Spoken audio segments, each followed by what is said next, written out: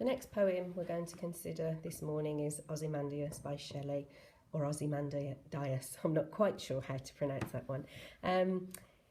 Another romantic poet, and it's interesting, this one, the speaker recalls having met a traveller from an antique land, and we said with the She Walks in Beauty video, personal freedom, a link to nature and exotic traveller features of the romantic tradition. So obviously Shelley has picked up that sort of feature of exotic travel.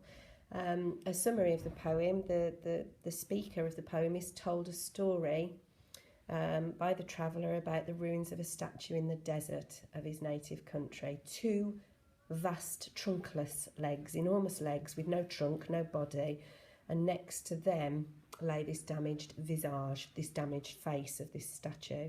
And then in comparison to what was lying in the sand at the foot of the statue are these words that reflect the arrogance and the pride of this pharaoh.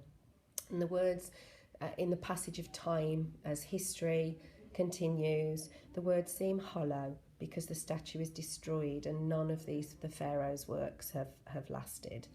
So in the poem, Shelley explores ideas about tyranny, about control, about the passage of time, and about this power of nature, that nature eventually can reclaim everything. Nature has a phenomenal power. So the context, Shelley, as you know, romantic, restoring that balance between man and nature, and emotion is a key element to poetry. Shelley, Byron, Wordsworth were influenced by the French Revolution.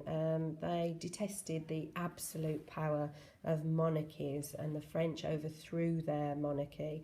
Instead, they focused on the power of nature. So in Ozymandias, Shelley shows that nature is more powerful than even a man who considers himself to be the most powerful man.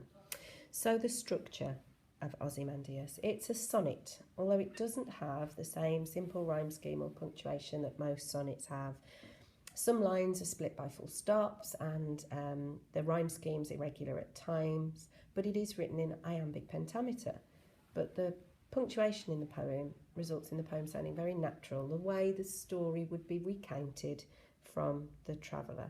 So the first line, and half up to the colon, are the narrator's words, and the rest are the words of the traveller that he meets. It doesn't have an easy, memorable rhyme scheme, but the poem is still very, very powerful when read aloud. You should read it aloud. It is very powerful. And the ends of line 1 and 3 rhyme, land and sand, but the first and last words of line 3 stand and sand. So it gives it that extra power on reading aloud. In lines 12 and 14, they also rhyme. Decay, away, words such as that means the poem ends with a feeling of mystery, a feeling of emptiness. So the poem starts, I met a traveller from an antique land who said, the traveller has told the story. So, it adds a sort of another layer to the position of Ozymandias. Is a second-hand description to another man of what these trunkless legs and this shattered visage looked like. So it undermines his position, his notoriety, just as time has done. So Ozymandias seems even less commanding. And then we've got that adjective, that shattered visage, the effects of time, the broken features. So initially, if this statue is shattered and in the sand, we may sort of start to feel some sympathy for this man, whose frown and wrinkled lip and sneer of cold command, and there our perspective changes, doesn't it? Because we can now see the pharaoh's sneer, that the harsh alliteration of cold command, his wrinkled lip. We can imagine how domineering he was. The wrinkled lip and sneer of cold command tell that its sculptor well those passions read. There's interesting syntax there. All it means is the face, the statue, captured his arrogance and his sense of tyranny, very, very well. So those inner passions, those inner desires for power of Ozymandias were just well picked up by the sculptor. One interpretation could be that he was actually mocking Ozymandias when he made the statue of him. And these lines definitely show the power of Ozymandias and the arrogant, boastful nature, his egotism. My name is Ozymandias, king of kings. Look on my works, ye mighty, and despair. And obviously we've got the use of pronouns that capture his arrogance, the description of himself as king of kings, very easy little ones to learn off by heart. Pick simple, short quotation, explode the quote, say a lot about it. Look on my works. We've got that imperative. Look at what I've done, ye mighty, everyone else mighty, and despair, give up. That's the level of his arrogance. That's the level of his egotism. But I think the fact that he's lying in the sand and he's just a tale told by a traveller to another man implies that, and certainly the fact that we're reading this so many years on, shows that literature, poetry, art, the statue will outlive people.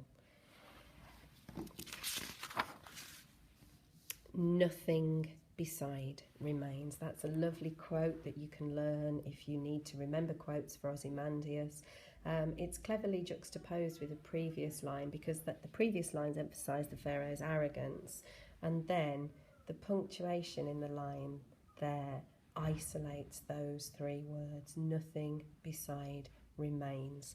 This fractured statue stands there, and it's alone. It represents an almighty fall from grace. The monument's reduced to nothing. It's as if he never existed, except the base plate, the words on the bottom of the statue.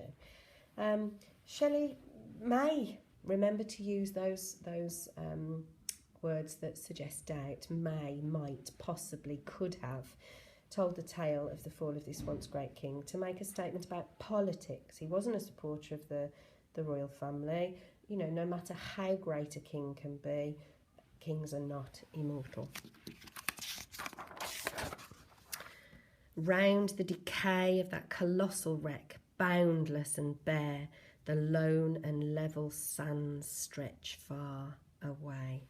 So we've got this boundless and bare, we've got a plosive alliteration there, and then we've got that decay and away. There's a sense of finality, there's just sand, and the statue itself will one day be reduced to sand. It's interesting actually that in Cairo they've uncovered the remains of a statue very recently, as much as a couple of months ago, that they're believed to be part of the statue of Ozymandias in the dirt beneath Cairo. Wreck and decay certainly show the loss of power. It's certainly no longer look upon my works, ye mighty, and despair. He's lost his power now. And obviously you can see that the lines run on, there's enjambment in those lines, and they emphasise the endless sand, that boundless, bare landscape. Instead of the kind of marvel of the statue, look on me, those lone and level sands stretch far away. Ozymandias is just, the statue of Ozymandias is just disintegrating. Now obviously you can make links to the passage of time with this poem as well as power. So we've got hawk roosting, the hawk sitting aloft in the tree surveying the woods. Through the bones of the living, we have that sense of egotism, that perspective, that arrogant perspective. But then we've got the passage of time as well that you could link this with. So Imperceptibly as Grief would be a poem to look at there, and also perhaps the passage of time into autumn when the sheep are standing on the hilly bourne at the end of the poem, and autumn has been presented there through the passage of time. So that concludes our notes on Ozymandias for you, and we're now going to move on to the manhunt.